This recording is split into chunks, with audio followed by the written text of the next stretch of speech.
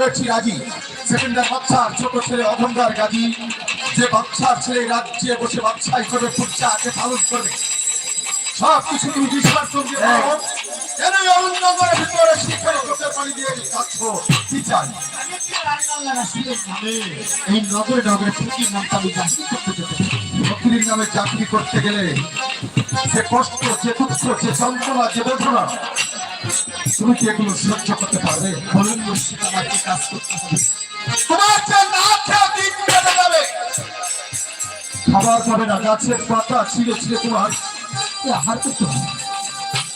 বসান দিনে তোমার ওই গাছের পাতর ছিঁড়ে লজ্জা থেকে বারণ করতে হবে।